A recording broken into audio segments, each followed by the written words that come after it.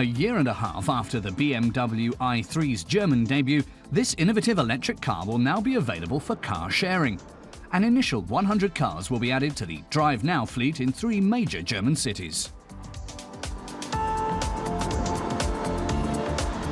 Dr. Fritz Redberg thinks electric cars really lend themselves to car sharing because people tend to use the services for short trips in town, and electric mobility is well designed for that.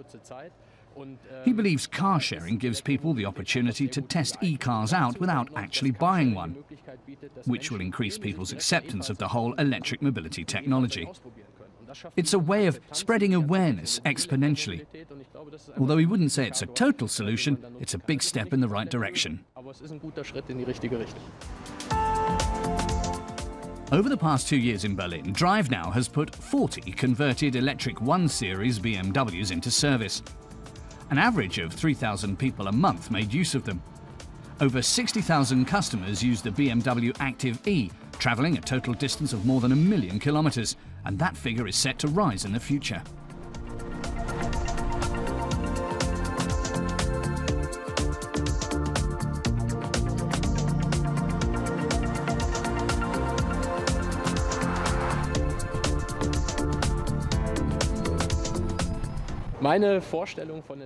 When Dr. Redberg imagines the future, he thinks we'll live in cleaner cities, free of congestion.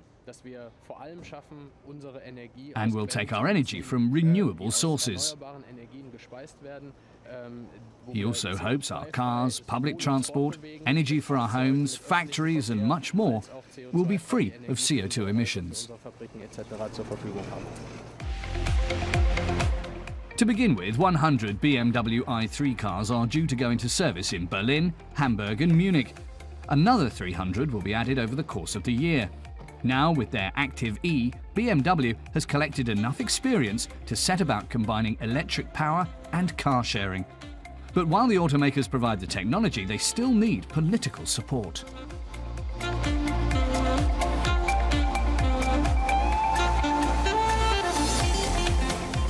Dr. Redberg believes the responsibility falls on both the technology and government. In terms of technology, we have to create the infrastructure so that drivers of e-cars won't suffer any disadvantages. They should be able to use any charging station and recharge at home and at work, pay for the electricity they use and always know it's come from renewable sources.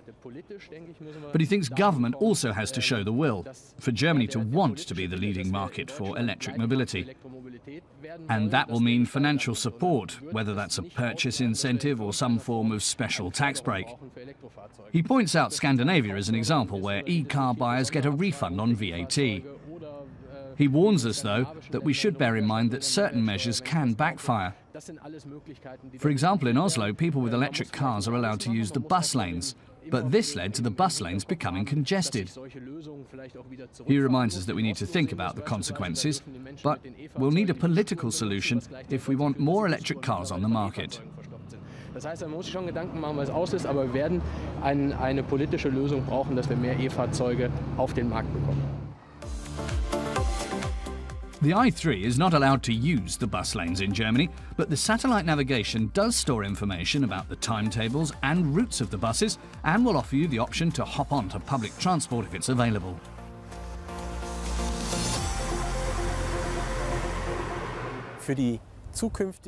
Dr. Blettel thinks we'll need more than one solution if we want future urban mobility to become sustainable.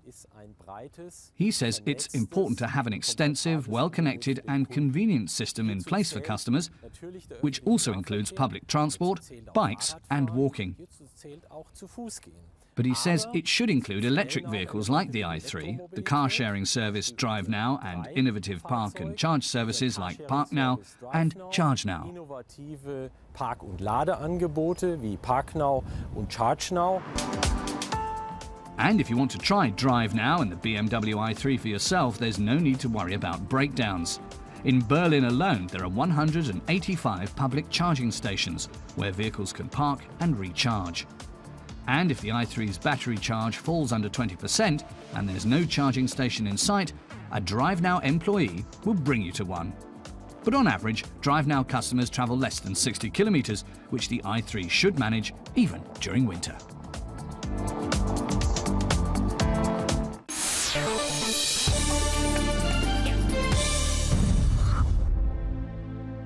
Between 1909 and 1952, some 30,000 Morgan three-wheelers were built in Malvern, England. This F2 two-seater, built in 1936, is one of the last examples of a very special type of vehicle. It took more than a year to restore the vintage car to its original condition. Morgan's reasons for building the three-wheeler were not so much technical as economic.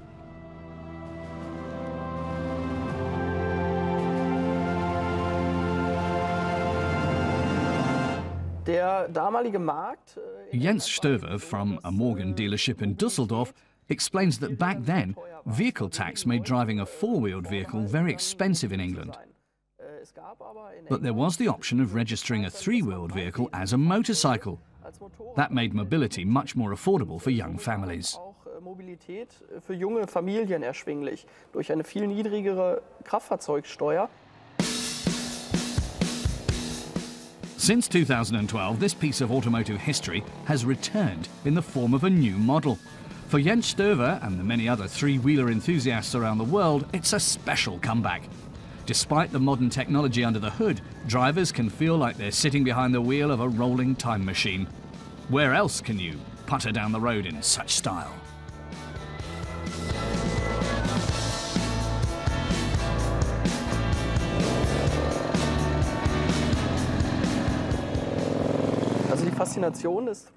Jens says that part of the appeal of driving a three-wheeler is in the purism of it. Unlike with a four-wheeled car, you feel your surroundings more immediately. There's no windshield, no side windows, so you experience everything more intensely.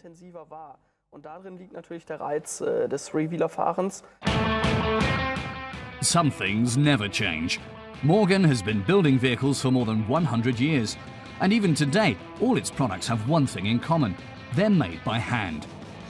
In Malvern, some 200 kilometres northwest of London, 200 mechanics and engineers assemble around 1,000 vehicles each year.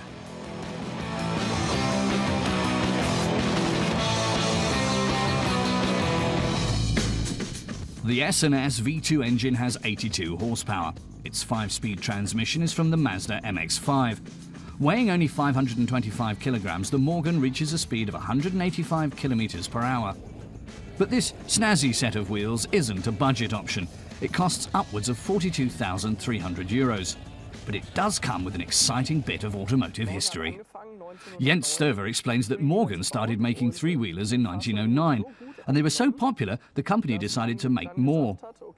Company founder, Henry Frederick Stanley, decided to start limited production, for which he expanded his factory. But demand was so great, he kept expanding production until the three-wheeler was built continually every year from 1909 until 1952.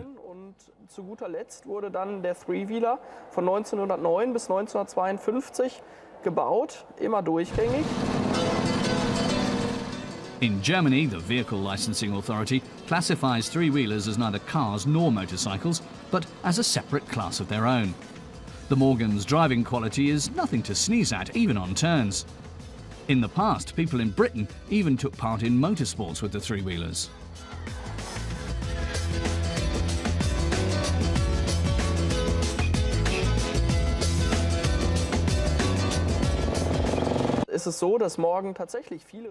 Jens adds that in fact the Morgan set lots of records. There were a number of companies in England making three-wheelers, and they fought some rather fierce duels on the racetracks at the time. And the victors weren't necessarily the fastest ones. Cars of that era had to prove their practicality for daily use in the trials. If the car passed successfully, that showed people it was a good one. Trials like that are no longer held now. Those were the classic uphill climbs over hedge and ditch. But it's enough of an adventure to simply pilot a three-wheeler through the streets. It's like a combination of driving a soapbox car and flying a double-decker.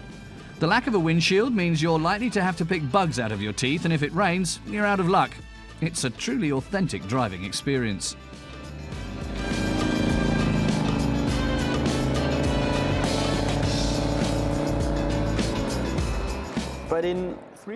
As Jens Stover points out, driving a three-wheeler is more like riding a motorcycle with a similar feeling of immediacy.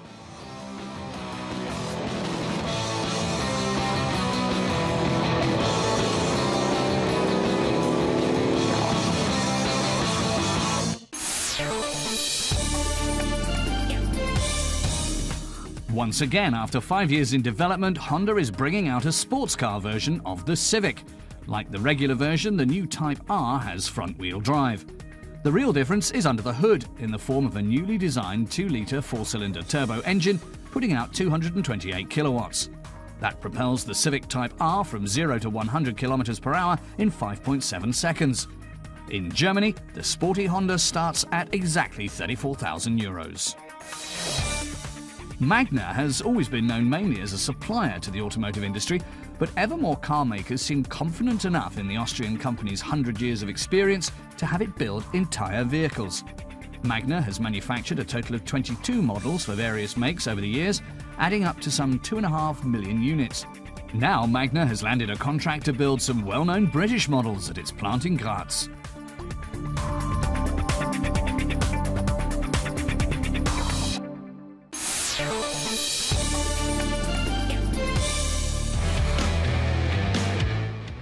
The Blancpain Endurance is the world's biggest GT3 racing series.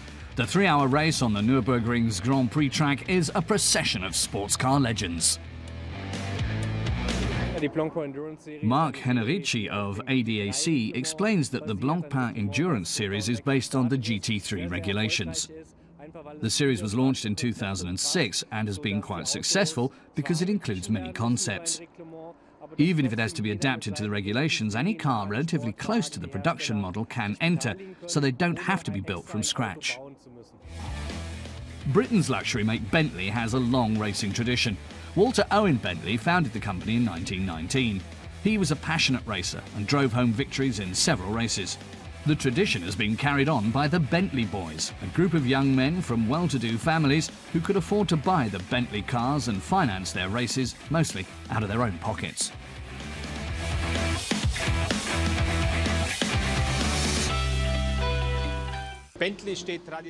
As Bentley's Wolfgang Durheimer tells it, the make traditionally stands for luxury and performance.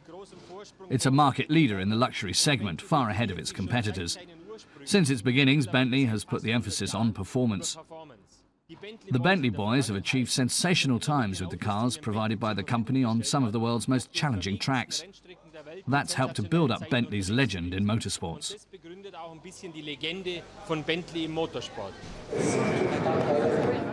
And the M Sport team is out to add even more to that legend. After the qualifying round on the Nürburgring, the starting positions look good.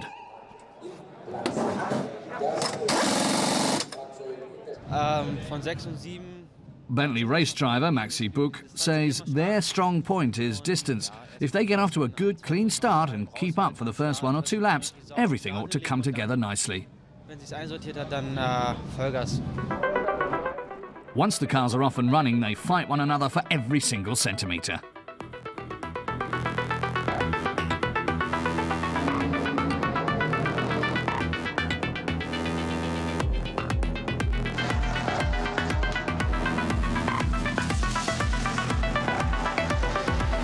The pit stops are most important for us. Make sure that everything goes right at the pit stop and we don't lose any time. Any time lost in the pit is time lost on the track. The team works like a well-oiled machine, changing drivers and tyres with the same acumen.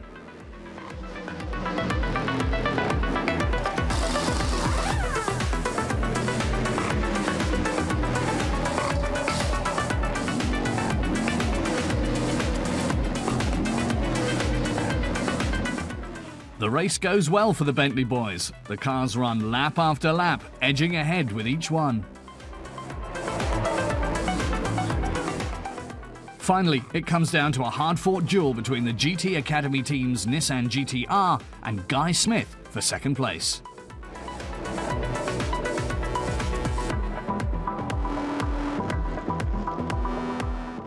In the end, the Bentley left the Nissan eating its dust.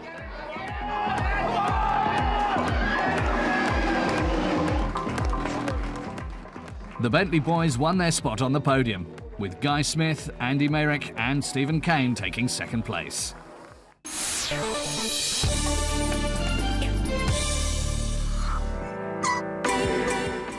Perky, modern, yet timeless. The Mini has been a mainstay in the sporty subcompact segment for decades, but even classic has to go with the times. At present, there are 7 variants of BMW's little grocery getter. The latest version is a refinement of the standard 3-door model. It's grown a bit, of course. Together with Germany's Automobile Association, ADAC, we tested the 5-door Mini Cooper hatch. The ADAC's Klaus Breiter wonders if comfort has given way to convenience.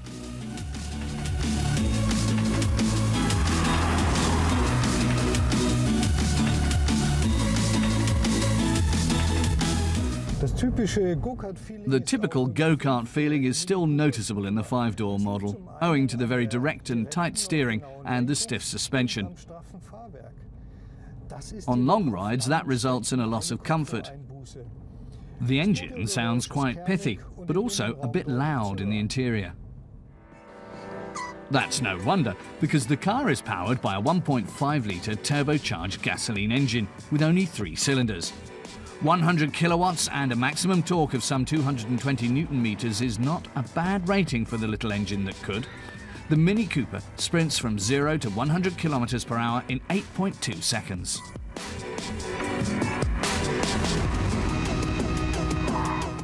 Swerving to avoid sudden obstacles at 90 kilometers per hour doesn't faze the Mini at all, and neither does slamming on the brakes at 100 kilometers per hour.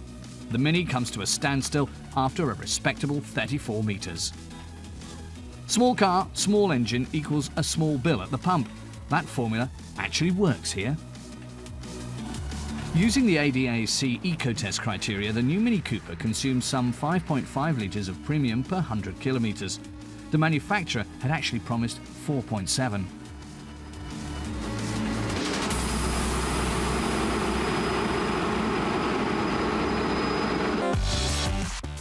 The workmanship of the Mini's interior is flawless. The design is a bit playful, yet lots of soft plastic belies an effort at high quality. Passengers now have a lot more space in the rear seat, which, thanks to the 2 extra doors, is easily accessible. The cargo area really is mini, even for a Mini, with a variable volume from 185 to 445 litres. The all-round visibility is excellent, important for city commutes. Even with 5 doors, the Mini is an attractive car that will certainly find a fan base. Though it's a little tight getting in, the 2 rear doors make day-to-day use much more practical. At €20,600, our test vehicle costs just €700 more than the 3-door model.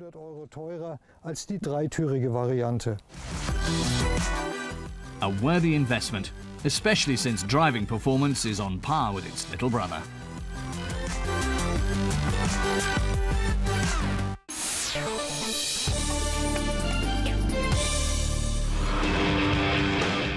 Our classic car expert, Christoph Bauer, is tooling around the northern Italian province of Trentino in a Porsche.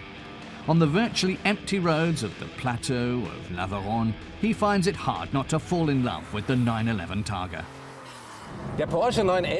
Christoph says the Porsche 911 is the sports car par excellence. Now, as ever, its shape is immediately recognizable. Here, Targa stands for the removable roof, which normally sits between the windshield and the roll bar. The Targa's roll bar was the brainchild of company chairman Ferry Porsche and his son Ferdinand Alexander Porsche, who designed the 911. The roll bar was made to protect the convertible's inhabitants in case the car flipped over.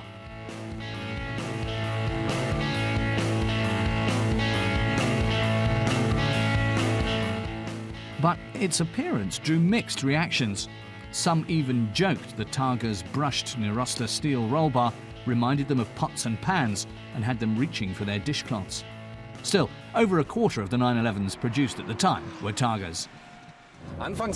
Christoph says that at first the Targa was a quick fix. The US was Porsche's biggest market then and still is today. But in the 1960s, an ambitious lawyer named Ralph Nader launched his unsafe at any speed crusade to get dangerous cars off the roads, especially convertibles. So Porsche quickly developed a safe convertible with a roll bar, and the Targa was born. Christoph feels the name was well chosen. It harks back to the Targa Florio endurance races held on Sicily, and Targa is an old word for shield. Clever, huh? Schutzschild. Da hat sich jemand Gedanken gemacht. The Targa has been rolling off assembly lines since 1965. Unlike its predecessor, the 356, which had always been available as a convertible, the 911 only came as a coupe when the model was first introduced in 1963. Christoph tells us Porsche started fitting the Targa with panoramic glass rear windows in 1969. Before that, there was a plastic one that zipped open. The problem was you often couldn't shut it again, as the plastic shrunk at low temperatures. But he says this 1972 model has a different weak spot. To achieve better weight distribution, the oil tank was mounted just ahead of the rear axle and filled here. You can guess what happened. Some owners or gas station attendants filled it with gas, causing major engine damage. Just a year later, the oil tank lid was history.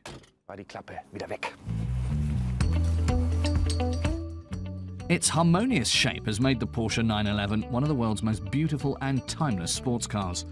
The Targa's roll bar and the wraparound rear window continue the flowing lines seen at the front.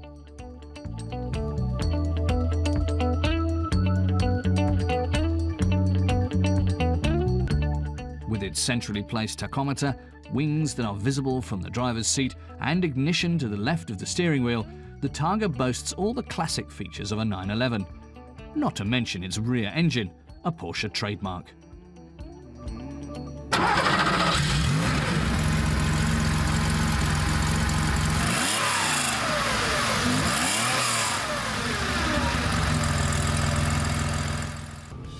This 911T has the weakest variant of the six-cylinder 2.4-litre engine, which was fitted into the model starting in 1972.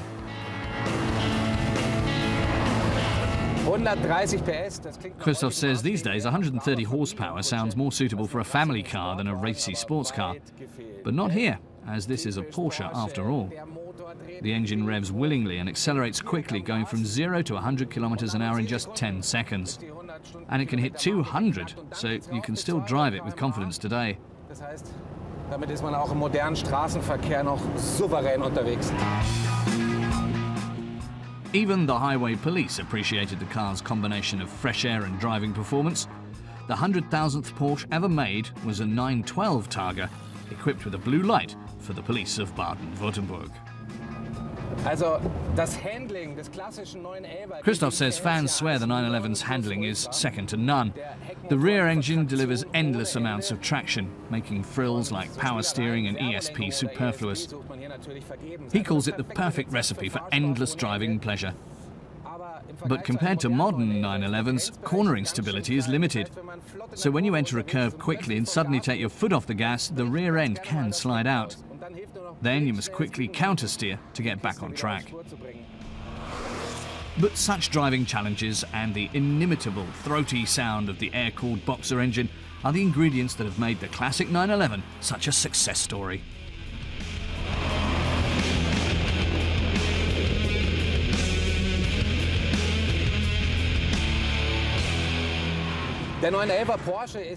Christoph says the 911 is the most successful super sports car of all time. Like no other, it balances sportiness with everyday practicality. And with the 911 Targa, Porsche added a trend-setting security concept. He says the car's the perfect synthesis of hedonism and rationality, of open-air feeling and safety.